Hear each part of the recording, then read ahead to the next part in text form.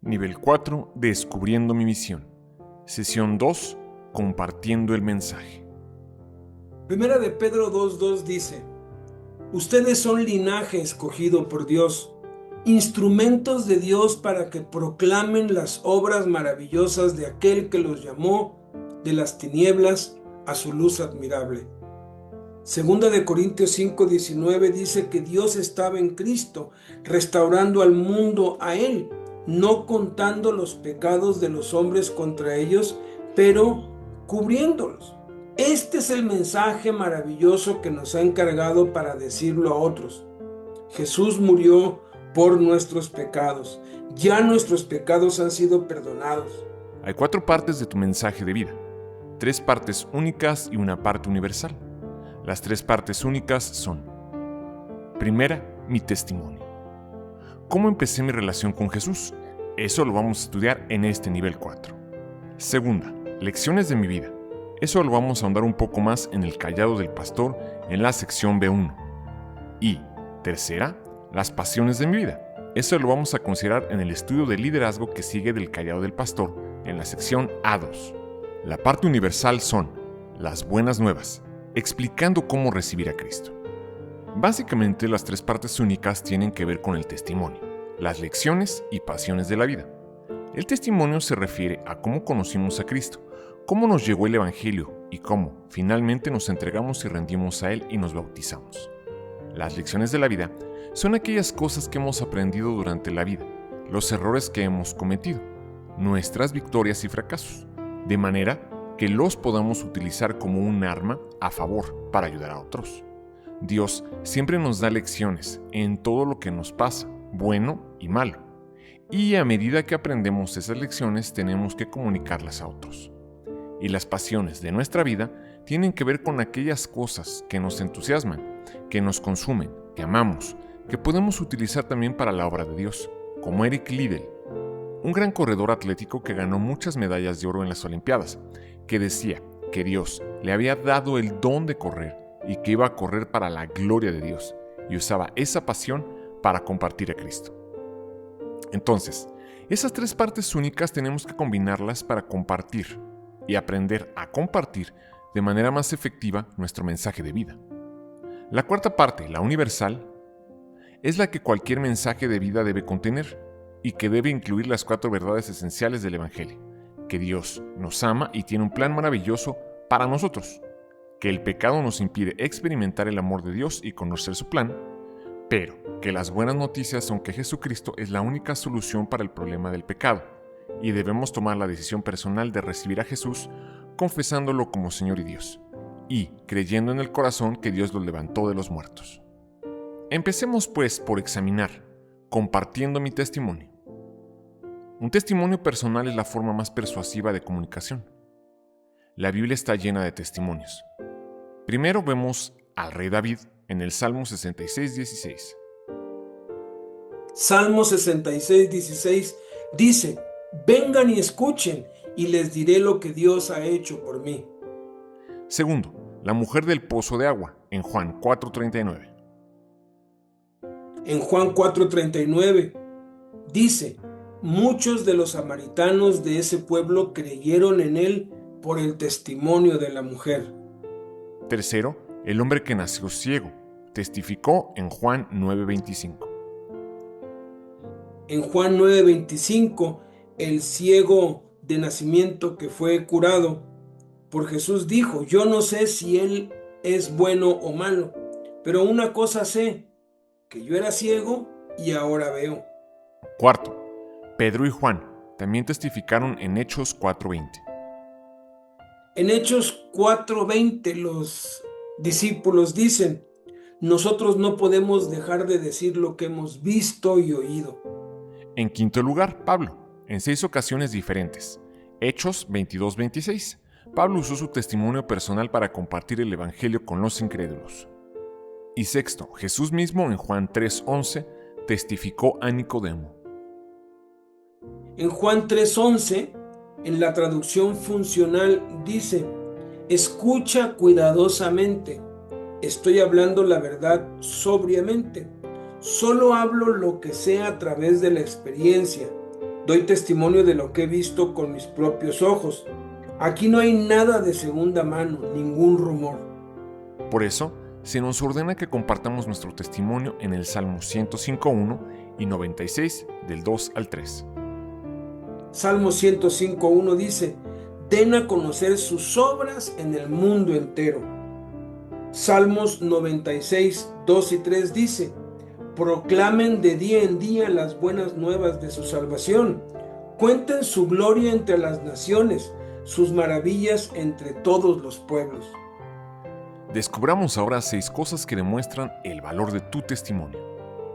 Primero que nada, tu testimonio es único. No hay ningún otro igual en todo el mundo. Segundo, es que es personal y fácil de entender. Tercero, es que usted es la autoridad. Es difícil argumentar contra él. Cuarto, a las personas les gusta oír historias personales y las recuerdan. Quinto, las personas se relacionan, construyen un puente correlativo. Y sexto, en nuestro mundo posmoderno un testimonio puede ser muy eficaz. Por eso el Espíritu Santo nos dice en 1 de Pedro 3.15 lo siguiente.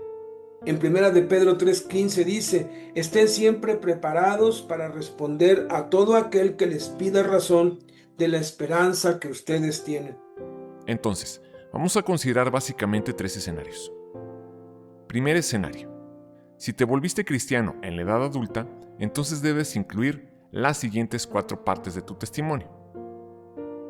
Número 1. ¿Qué era mi vida antes de encontrar a Jesucristo? Hay 4 preguntas que te pueden ayudar a construir esta parte y te animamos que inicies por contestar y escribir la respuesta a cada una de las siguientes preguntas. ¿Qué circunstancias comunes identificaría un incrédulo o alguien que no ha recibido a Cristo? ¿Cuáles fueron tus actitudes con las que un incrédulo se identificaría? ¿Cuál fue la más importante para ti? ¿Qué era lo que gobernaba tu vida antes de conocer a Cristo? ¿Qué sustituía a Dios cuando encontró significado tu vida? ¿Deporte? ¿Ejercicio? ¿Éxito en el trabajo? ¿El matrimonio? ¿Sexo? ¿Dinero? ¿Drogas? ¿Alcohol? ¿Diversión? ¿Popularidad? ¿Las aflicciones? Etcétera. Una vez escritas las respuestas de las 4 preguntas anteriores, continúa a la segunda parte, que es ¿cómo comprendí que necesitaba a Jesucristo? Recuerda que primero debes escribir lo más que puedas en cada pregunta y después ya podrás ponerlo en orden y secuencia. Escribe la respuesta ahora a las 4 preguntas de esta sección. ¿Qué pasos claves te llevaron a tu conversión? ¿Qué necesidades, heridas o problemas te inquietaron en la manera en que estabas viviendo sin Dios? ¿Cómo consiguió Dios tu atención? ¿Qué te motivó a buscar de Dios, a recibir a Cristo? ¿Cómo comprendiste que necesitabas a Cristo en tu vida? Entonces procede a la tercera sección, que es ¿cómo comprometí mi vida a Cristo? Aquí hay 2 preguntas que te ayudarán. ¿Qué hiciste específicamente, detalladamente? ¿Qué sucedió? ¿Qué dijiste en tu oración? Sé muy específico. Y termina con la 4ª parte, escribiendo la diferencia que ha representado Jesús en mi vida. Responde cada una de las 5 preguntas de esta sección. ¿Qué beneficios has experimentado o sentido? ¿Qué problemas se han resuelto? ¿Cómo te ha ayudado Jesús a mejorar? ¿Cómo te ha ayudado en tus relaciones? Da un ejemplo actual de tus victorias y las luchas que aún tienes. La imagen que ves se conoce como la pirámide del testimonio, que es importante tomar en cuenta y te ayudará a organizar bien tu testimonio y sobre todo el tiempo, para que le dediques más tiempo a lo que más importa y menos tiempo a lo menos relevante. La pirámide se divide en 4 partes. La primera parte es para contar qué era tu vida antes de encontrar a Jesucristo. Utiliza poco tiempo en esta primera parte. Digamos que tienes 15 minutos para compartir tu testimonio, que es recomendable cuando compartes de manera personal o en grupos. De acuerdo con este esquema de 15 minutos, debes utilizar 2 minutos como máximo para hablar sobre lo que era tu vida antes de Cristo. Tomando esta pirámide como base, puedes usar la regla 2, 3, 4, 6, que significa 2 minutos para la parte 1, la menos relevante, 3 minutos parte 2, 4 minutos parte 3 y 6 minutos parte 4, la más relevante. La parte 2 es cómo comprendiste que necesitabas a Cristo. La parte 3 es un poco más de tiempo, ¿Cómo comprometiste tu vida a Cristo? ¿Cómo conociste a Cristo? Allí sí te extiendes un poco más, hasta 4 minutos. Y la parte más importante es la parte 4, diferencia que Cristo ha representado en tu vida, o sea, cómo es tu vida hoy en Cristo. Y ahí puedes invertir 6 minutos. Y con eso ya armaste tu testimonio en 15 minutos. Si tienes media hora, simplemente duplicas la regla. 4, 6, 8, 12. ¿Por qué no es recomendable enfatizar ni dar detalles de nuestra vida de pecado antes de Cristo? Lo que más importa en el testimonio es cómo es tu vida ahora en Cristo y cómo vives en Cristo ahora y cómo enfrentas las luchas al mismo tiempo que eres bendecido. Lo que menos importa en el testimonio son las cochinadas y las tonterías que hemos hecho antes de conocer a Cristo.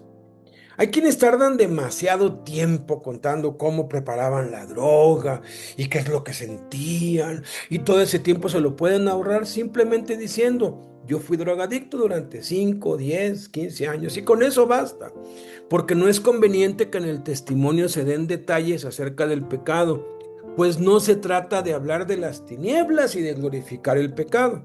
El riesgo que existe es doble. Primero, alguien que nunca haya probado la droga, por ejemplo, y escuche cómo se hace la droga y qué es lo que se siente y qué es lo que experimentan, le puede dar curiosidad y ser tentado e incitado a probar la droga.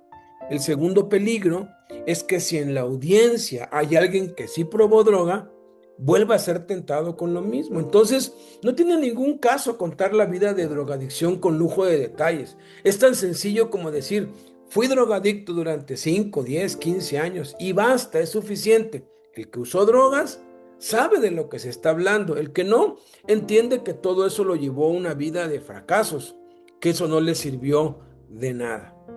Pasemos ahora a ver cómo organizar tu testimonio en el segundo escenario. Si te volviste cristiano cuando eras niño, pero te alejaste o nunca maduraste como adulto. Si te identificas con este segundo escenario y conoces el Evangelio desde niño y creciste en un hogar cristiano, pero te alejaste de Dios o nunca creciste en Cristo de adulto hasta que tuviste un encuentro real con Jesús, entonces usa los 4 pasos anteriores, pero empieza con el tiempo antes de tu rededicación. Da algunos ejemplos de cómo estabas intentando satisfacer tus propias necesidades sin Cristo, pero no estaban funcionando. Describe lo que te hizo comprender que necesitabas que Cristo guiara tu vida y cómo lograste un compromiso pleno. Entonces explica cómo Jesús está satisfaciendo tus necesidades más profundas actualmente en tu vida. Y ahora consideremos el tercer escenario. Si te volviste cristiano desde niño y nunca te desviaste. Si creciste en un hogar cristiano y desde temprana edad conociste a Cristo y nunca te has apartado de Dios ni del camino de Cristo, ¡felicidades! Tu testimonio es de los más poderosos que existen, tal como el de Jesús, que no necesitó revolcarse en el pecado ni padecer como el hijo pródigo, sino que mantuvo su fe desde niño y la practicó a plenitud en la edad adulta. El testimonio de Jesús es el más poderoso que existe. Otro testimonio parecido al de Jesús en la Biblia es el del joven Timoteo, discípulo de Pablo, que desde niño conoció a Cristo y que nunca se apartó de la fe. Muy pocos saben que gracias al arduo e incansable trabajo de Timoteo, el Evangelio de Cristo llegó a muchas naciones y continuó la obra de Dios y la hizo expandir maravillosamente muchos años después de que Pablo muriera. Entonces, si ese es tu caso, usa los mismos 4 pasos con esta modificación. Señala una necesidad profunda o un problema común que ves en otras personas intentando resolverlo. Señala cuán infructuosas son sus esfuerzos para satisfacer su propia necesidad. Entonces, explica por qué nunca has experimentado ese problema confiando en Cristo desde temprana edad. Continúa después con los pasos 3 y 4. ¿Cómo puede ser más poderoso el testimonio de alguien que nunca se ha apartado que el de que vivió una vida llena de pecado? ¿Cómo puede ser más poderoso el testimonio de alguien que nunca se ha apartado que el de que vivió una vida llena de pecado? La inmensa mayoría de los cristianos tiene una falsa percepción de lo que es un testimonio de poder. La mayoría se asombran escuchando cómo narcotraficantes, asesinos, satánicos, brujos, violadores, drogadictos, alcohólicos y quienes han vivido vidas muy desordenadas se han convertido a Cristo. Y esos testimonios son muy llamativos, pero la mayor motivación es el morbo. Las Sagradas Escrituras nos enseñan que el testimonio más poderoso que se ha dado en la historia, el testimonio más grande que ha existido en el planeta Tierra, en toda la historia de la humanidad, es el testimonio de Jesús. Y Jesús jamás pecó ni se halló engaño en su boca. Muchos jóvenes que se han criado en familias cristianas y que están entregados a Cristo piensan que no tienen testimonio porque nunca han hecho ni participado en pecados grandes. Pero a la luz de la Biblia, el testimonio de ellos es más poderoso que el del peor de los delincuentes o malhechor que haya vivido. ¿Por qué es esto así a los ojos de Dios? Primero, porque nos lo mostró en Jesús y también nos lo mostró en Timoteo, el discípulo de Pablo, que fue quien llevó a cabo más del 80% de la expansión del Evangelio a todas las naciones en el primer siglo. Segundo, porque ese era el plan de Dios para Adán desde el principio, que conociera el pecado por medio de la enseñanza de Dios y no de la propia experiencia. Recuerdan, ¿verdad? Dios puso los dos árboles en el huerto porque el plan perfecto de Dios era que Adán experimentara el árbol de la vida, que representa a Jesús, y conociera acerca del bien y del mal de parte de Dios mismo y no de su propia experiencia. De hecho, en la Biblia Dios enseña acerca de 3 tipos de personas: el insensato, el prudente y el sabio. El insensato, que también la Biblia lo refiere como el tonto, es aquel que vuelve a cometer los mismos errores, que reincide en el pecado a pesar de sufrir las consecuencias. Hasta lo cantan, ¿verdad? Tropecé de nuevo y con la misma piedra. El prudente, que también la Biblia lo refiere como inteligente, es aquel que aprende de sus propios errores, de su propia experiencia y que ya no reincide porque ya probó que el pecado trae consecuencias, dolor y miseria. Sin embargo, Dios quiere que seamos sabios, el tercer tipo de persona. El sabio es aquel que aprende de los errores de otros, que observa cómo el pecado arruina la vida de otros y eso lo lleva a decidir no pecar. Sabio es aquel que lee la palabra de Dios y comprende los errores y malas decisiones de patriarcas, jueces, sacerdotes, reyes y profetas y usa esa información para no cometer los mismos errores, para no tomar las mismas decisiones que arruinaron la vida de ellos. Sabio es el que le cree a Dios y se abstiene de todo lo que Dios reprueba, de todo lo que Dios condena y abomina, pues sabe que si Dios lo dijo, entonces es cierto y por algo lo dijo, y a nosotros nada más nos toca obedecer. El sabio es el que teme a Dios y se aparta del mal, no por experiencia propia, sino por aprender de Dios y en los demás. Entonces, vale la pena criar a nuestros hijos en el amor y el temor de Dios, en disciplina y amonestación del Señor, para que su testimonio sea más poderoso y eficaz. Pues al final de cuentas, todos los que llevaron vidas de pecado tienen ahora que aprender a vivir en santidad y rectitud, en el temor de Dios. Y quienes han aprendido a ser sabios desde su niñez, como era Timoteo, son el modelo a seguir para ellos. Las vidas de aquellos que se han guardado desde niños son vidas maravillosas, porque tienen esa brillantez, esa luz que no podemos tener quienes algún día estuvimos involucrados en cosas malas, porque hay consecuencias y siempre quedan secuelas que si bien el Señor las perdona, las olvida y las renueva, quedan secuelas ahí. Y debemos estar conscientes de esto, que a la siguiente generación debemos inducirla de tal manera que no tenga que involucrarse en la impiedad de este mundo. Tristemente, hace muchos años un joven cristiano dijo que sí iba a ir al mundo, a las drogas, que sí iba a ir a hacer cosas malas. Y le preguntaron, ¿pero por qué te vas a ir al mundo? Y dijo, es que quiero tener un testimonio. Y eso es absurdo. El testimonio más poderoso es que Dios te ha guardado de caer en el pecado, de siquiera probar lo que todo el mundo prueba en el mundo y que tú te has mantenido en santidad y te has mantenido en pureza delante de Dios. Ese testimonio es poderosísimo y es ejemplo a todos nosotros. Examinemos ahora, compartiendo las buenas nuevas. La parte universal de tu mensaje de vida es el Evangelio. Las buenas nuevas de cómo podemos ser salvos, perdonados y empezar una relación personal con Jesucristo. En el momento que confías en Cristo, Él te llama y te comisiona para ser un mensajero de las buenas nuevas a las personas que no han oído o no han respondido a Él. ¿Cómo podemos compartir eficazmente nuestra fe? Hay 13 consejos a seguir para compartir nuestro testimonio eficazmente. Primer consejo: descubre tu estilo personal de dar testimonio a través de tu forma, tal como lo estudiamos en el nivel 3. Tu forma no solo determina tu ministerio en la iglesia, sino que influye en el estilo de tu misión en el mundo. La forma es la formación espiritual, la oportunidad del corazón, los recursos, la personalidad y los antecedentes o experiencias. Todo lo que vimos en el nivel 3. Un buen testigo habla con todo su corazón, énfasis en la experiencia personal, y también habla con toda su mente, énfasis en hechos y la escritura. Ambos son necesarios.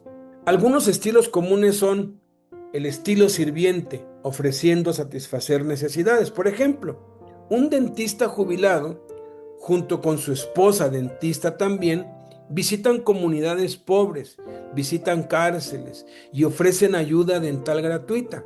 Sirven a la gente y mientras le dan el servicio que necesitan, les hablan de Cristo. Otro estilo es el intelectual, probando histórica y científicamente la Biblia. Hay quienes hacen estudios sobre la evolución y la creación, sobre el cosmos, las estrellas, y a través de eso comprueban, demuestran que hay un creador, que Dios existe. Otro es un estilo de atraer siendo ameno y agradable, haciendo reír a la gente. Hay quienes tienen un carisma increíble, cualquier cosa que dicen la sazonan con sal, con gracia, y la gente se ríe, no puede evitar reírse. Y hay quienes tienen ese carisma y lo han tenido en el mundo y en Cristo lo deben seguir teniendo. Y entonces pueden utilizar eso para testificar. Otro es el estilo testimonial. Aquellos, por ejemplo, que han estado en la cárcel, que han estado en una vida de drogas, de delincuencia, pueden contar su historia de vida y eso atrae mucho. Otro estilo es el ilustrativo. Hay quienes usan objetos, música, videoclips, videos, presentaciones, ilustraciones, etc. Y otro estilo es el de la confrontación. Aquellos que tienen esa capacidad de confrontar, de hacer que la gente se sienta desafiada. No te sientas culpable sobre estilos que no usas naturalmente. No juzgues a otros que no usen tu estilo. Jesús nunca usó 2 veces el mismo estilo. Hay quienes les gustaría hacer reír a la gente, pero no tienen ese carisma, esa chispa, ni antes ni ahora. Y no se trata de querer imitar o producir ese estilo. Cada quien tiene su propio don de Dios, su propio estilo de parte de Dios, y tenemos que estar contentos con lo que Dios nos ha dado. Segundo consejo: piensa antes de hablar.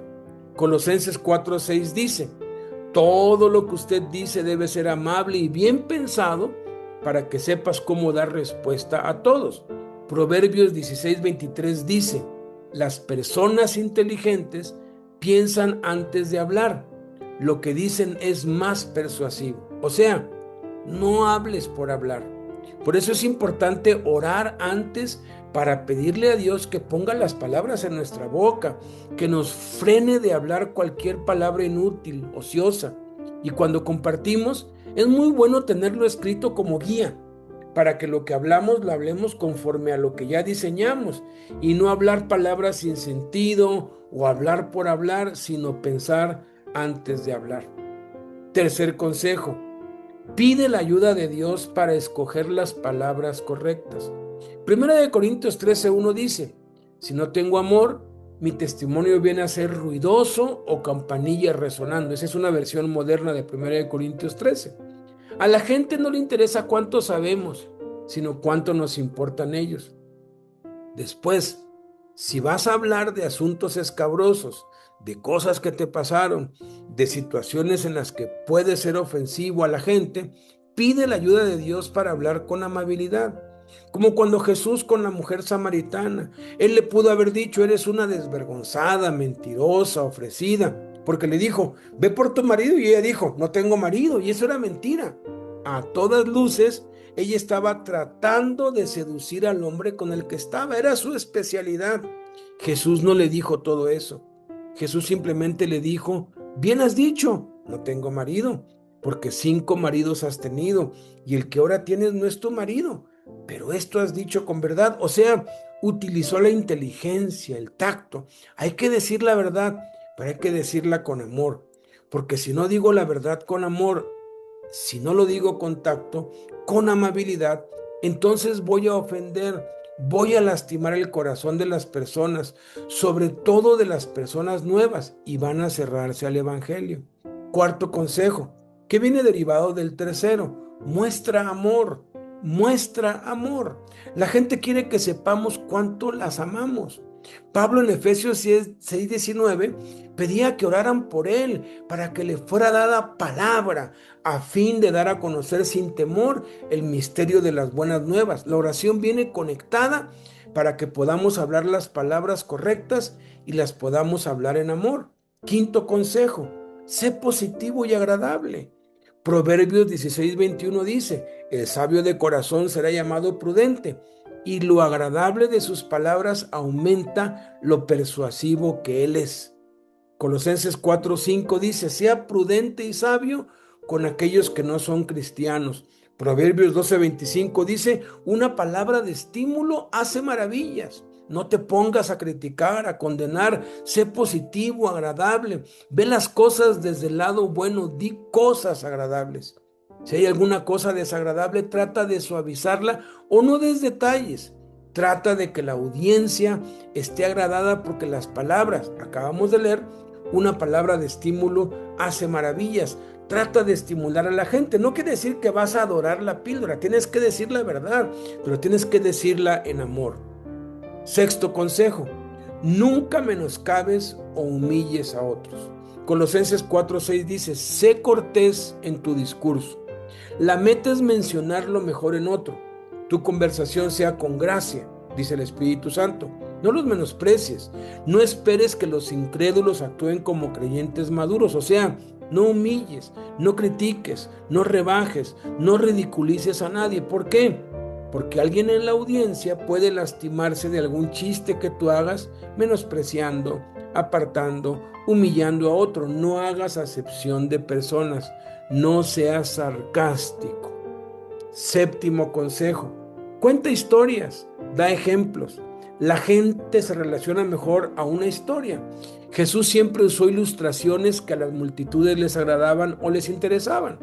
En Mateo 13:34 dice, de hecho, Jesús nunca les habló sin usar parábolas. Esto es, utiliza historias que obtengas, no sé, de las noticias, de algún libro de ilustraciones, de anécdotas, de algo que veas en algunos canales de televisión sobre los animales, sobre la ciencia. Es muy bonito poder relacionar lo natural como lo hacía el Señor Jesús, que comparaba la agricultura con el reino de Dios o la comida con el reino de Dios.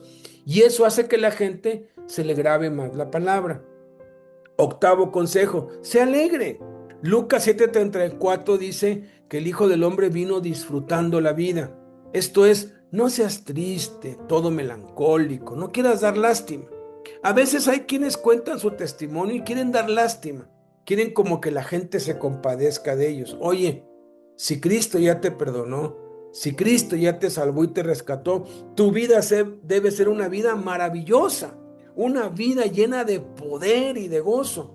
Martín Lutero decía que un cristiano deprimido es inconcebible, porque hay miles y miles de cosas más por las que nos debemos alegrar que todas por las que nos podamos entristecer. Entonces, el gozo del Señor debe ser nuestra fortaleza.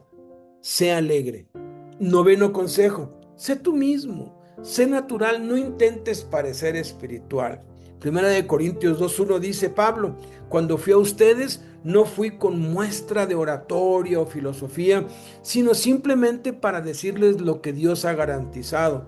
Tito 2:8 dice, Tu testimonio debe ser sencillo y lógico para que tus antagonistas se sientan avergonzados al no encontrar nada malo en ustedes. Hay quienes quieren hablar así, oh Señor, grande y majestuoso, y hacen como que mucha mímica y están más bien actuando. Si tú hablas así, está bien, pero cambiar tu tono de voz, ¿no? Para impresionar. Es que cuando yo encontré a Jesús, hermanos, no hay necesidad, sé cómo eres. Ahora, si tú eres gritón, pues tienes que gritar, pero no tienes que cambiar tu voz, ni tienes que intentar parecer espiritual y usar palabras muy altisonantes, ¿no? Sé como tú eres. 10º consejo, viene como consecuencia del 9º. Sé vulnerable y auténtico. Primera de Tesalonicenses 2:8 dice, porque los amamos, estamos contentos no solo de compartir las buenas nuevas de Dios con ustedes, sino también nuestras propias vidas. En 2 de Corintios 6:11, Pablo abre su corazón y dice, hemos hablado francamente, hemos abierto nuestros corazones. Vive dignamente, eso traerá honor a las buenas nuevas de Cristo, como dice Filipenses 1:27. No somos superhéroes, no somos supersantos, hemos tenido recaídas, fallas, tropiezos, tenemos luchas y tenemos que ser transparentes en decir, todavía estoy luchando con esto o el otro. 11º consejo, memoriza versículos importantes. 2 de Timoteo 2:15 dice, esfuérzate en ser un obrero que no tiene nada de qué avergonzarse y que interpreta bien la palabra de verdad. Los textos claves, memorízalos. Generalmente en un testimonio la gente no sabe leer la Biblia, no sabe usar la Biblia. Entonces no les hagas abrir la Biblia en tantas partes. Puede ser que les hagas abrir la Biblia en un lugar y ya. Los otros versículos simplemente díselos. No tiene ningún impacto que digas Romanos 3:23. Lo que sí tiene impacto es que digas, Dios dice, por cuanto todos pecaron y están destituidos de la gloria de Dios. Entonces puedes decir que la paga del pecado es muerte, que el resultado de pecar es muerte, pero el regalo de Dios, la dádiva de Dios, es vida eterna en Jesucristo, Señor nuestro. Y ya hiciste un impacto. A veces el tecnicismo confunde a la gente en vez de ayudarle. 12º consejo. Manténlo simple, sencillo. 2 de Corintios 11:3 dice, porque temo que Satanás te desviará de la sencillez que está en Cristo. Sencillo, sin tanta música.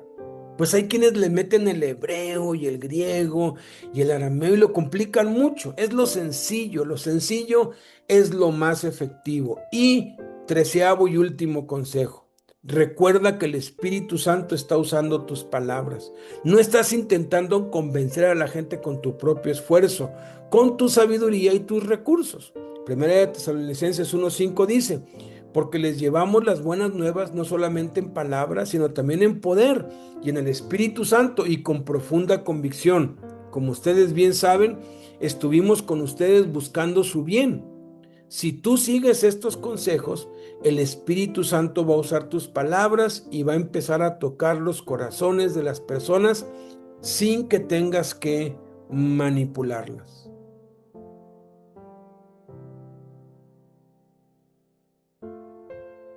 ¿Qué son las buenas nuevas? Hay 5 verdades básicas. Las puedes resumir en 4, 3 o 2 o 1. De hecho, la simple acción de explicar Juan 3:16 a otros implica que ya estás compartiendo las buenas nuevas.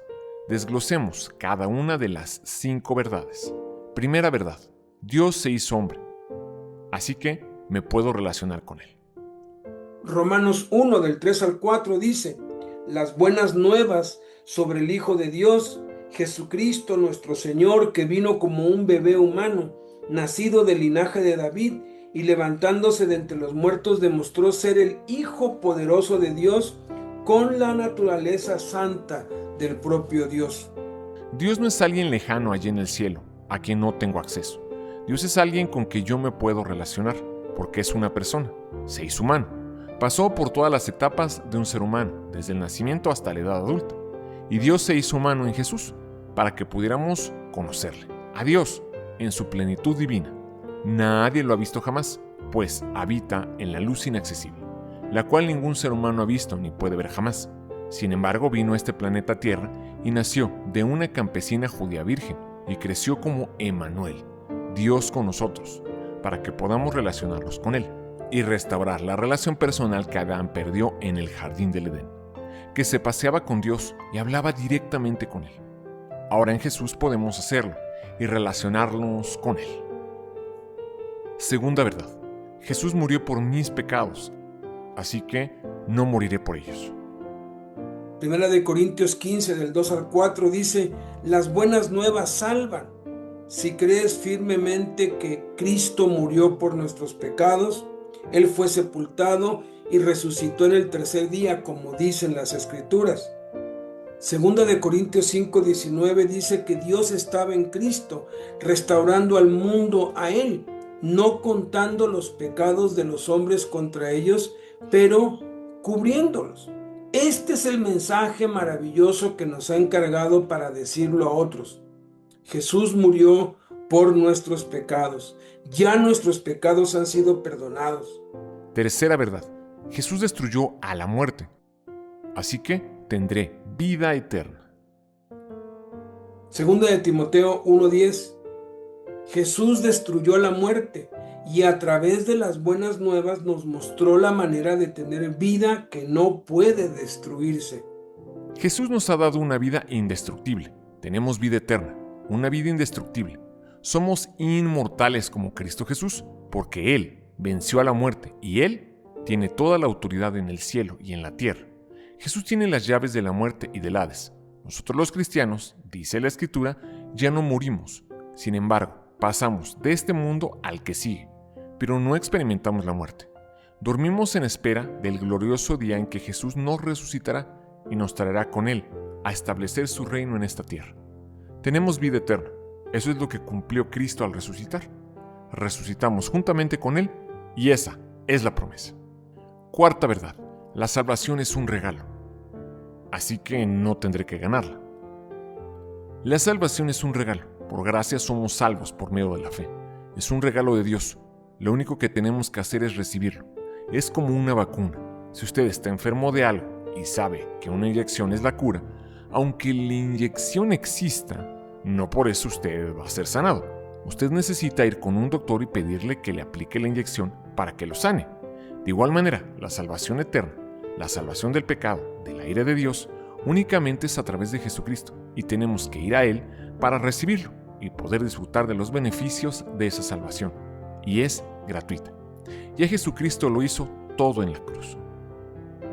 Y quinta verdad, el Evangelio se basa en la fe. Así que solo debo arrepentirme y creer. Marcos 1:15 dice, Jesús dice, arrepiéntete y cree en las buenas nuevas. Romanos 1:17 dice, en las buenas nuevas la justicia de Dios se revela por fe y para fe, como está escrito, mas el justo por la fe vivirá. Tenemos que arrepentirnos, reconocer que somos pecadores y creer que Jesús es la solución y el único que puede salvarnos de la condenación eterna. Es como cuando vamos con el médico. Tenemos que reconocer que estamos enfermos, que necesitamos ayuda, que por favor nos dé medicina o una inyección, porque nosotros no sabemos cómo solucionar nuestra enfermedad.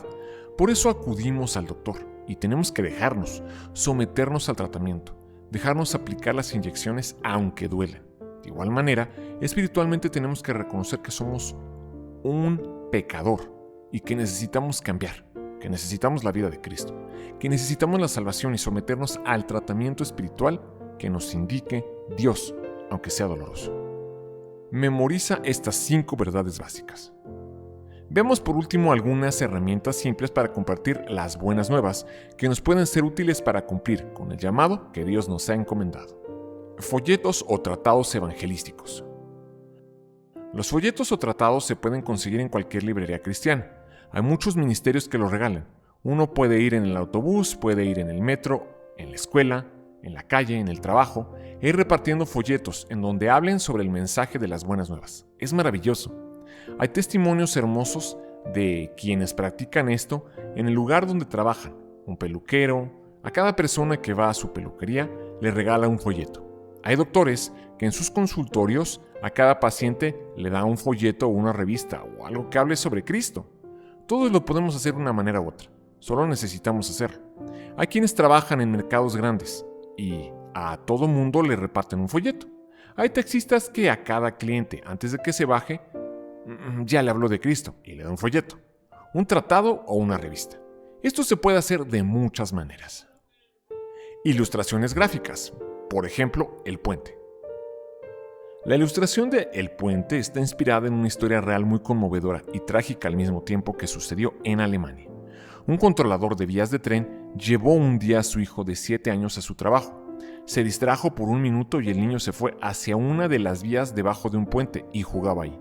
En ese mismo instante venía el tren, que tenía que transitar por ese puente, en la misma vía donde su hijo jugaba. El padre tenía que tomar una decisión en menos de un minuto: desviar el tren para que no arrollara y matara a su hijo, lo cual implicaría que el tren se descarrilaría y cientos de personas murieran, o dejar que el tren siguiera su curso, lo que significaba que iba a destrozar a su hijo. La decisión estaba en sus manos. Amaba profundamente a su hijo como cualquier padre, pero al mismo tiempo tenía que decidir entre la vida de su hijo y la de cientos de hombres, mujeres y niños que morirían si él solamente jalaba una palanca y desviaba el tren para salvar a su hijo. Con lágrimas amargas y profundo dolor en el corazón, el controlador de vías decidió no jalar la palanca y ver con profunda pena y dolor cómo el tren despedazaba a su hijo. La gente que iba en el tren no tenía ni idea de lo que estaba pasando en ese momento, y algunos hasta saludaron de lejos al hombre, a quien podían ver desde el tren. Dios hizo lo mismo. Dios tuvo que decidir entre jalar la palanca y dejar que todos nosotros sufriéramos el castigo eterno por nuestros pecados, o permitir que su Hijo amado fuera despedazado, molido por nuestros pecados, destrozado en la cruz a fin de poder salvarnos. Hay muchas ilustraciones reales como esta. Hay también historias en dibujos conocidas como chics, muy interesantes. Hay un cubo evangelístico, hay una pelotita, hay colores, etc. Hay audiovisuales, videos acerca de la salvación. En las librerías cristianas hay muchos recursos gráficos y visuales que pueden ser usados para compartir el evangelio. La tercera herramienta muy eficaz y que ha sido probada que produce muy buenos resultados es la encuesta de opinión popular, explicada en el curso Cómo comunicar tu fe, el cual se puede descargar gratuitamente en la página web de www.fundacion-emanuel.com, sección de cursos. ¿Cómo podemos prepararnos adecuadamente para compartir efectivamente nuestro mensaje de vida?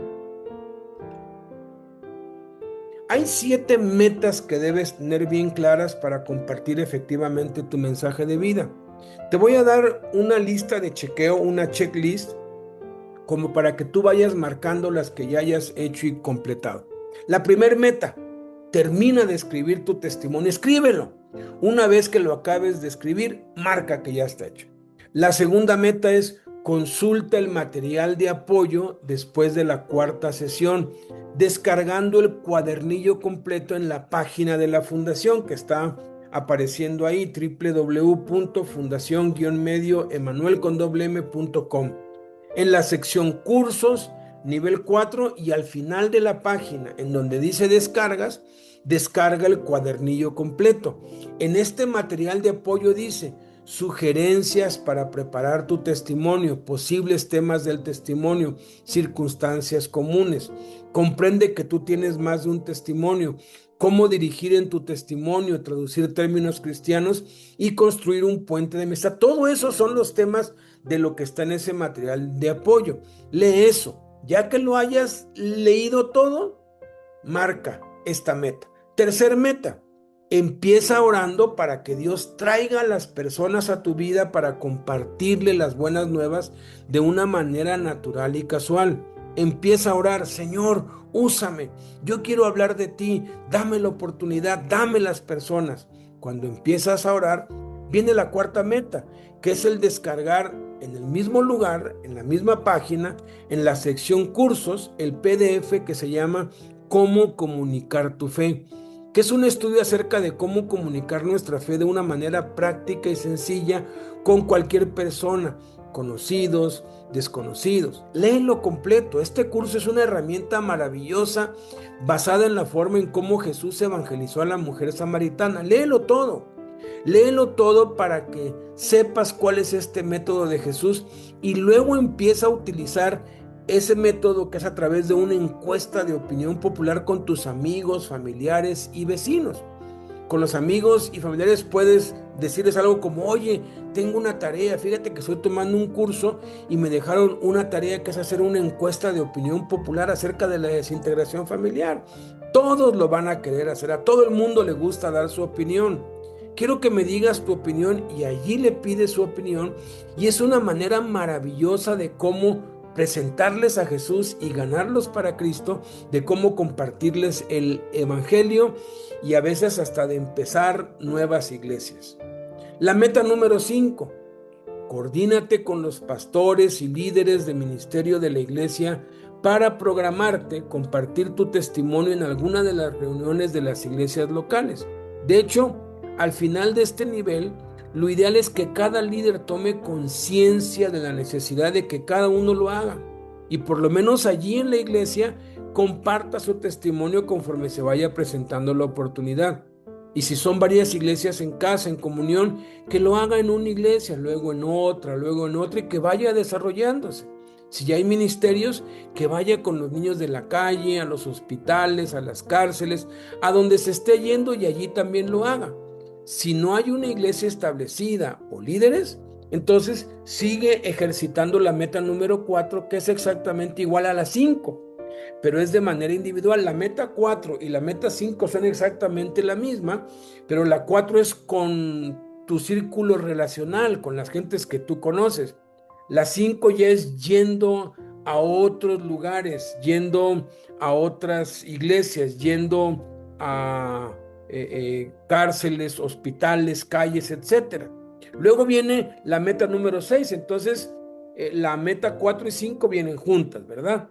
Meta número 6, cuando lo hagas, cuando te den la oportunidad de compartir en algún grupo, respeta el tiempo que te asignen para que pruebes que eres digno de confianza. Si te dan 15 minutos, usa los 15 minutos. Si te dan media hora, sujétate al tiempo que te den. No pienses, esta es la última vez, y abuses del tiempo. Y meta número 7, la más importante: sé entusiasta. Sigue el ejemplo de Jesús, que compartía compasión y amor a las personas, tanto de manera individual como de manera grupal. No te desanimes si solo puedes compartir de uno en la meta número 4, porque así es como lo hizo Jesús la mayoría de las veces. Y cuando envió a sus discípulos a evangelizar, les instruyó que lo hicieran de esa manera, de uno a uno, porque es la manera más efectiva. Ahí están las 7 metas. Te animo a que empieces ya.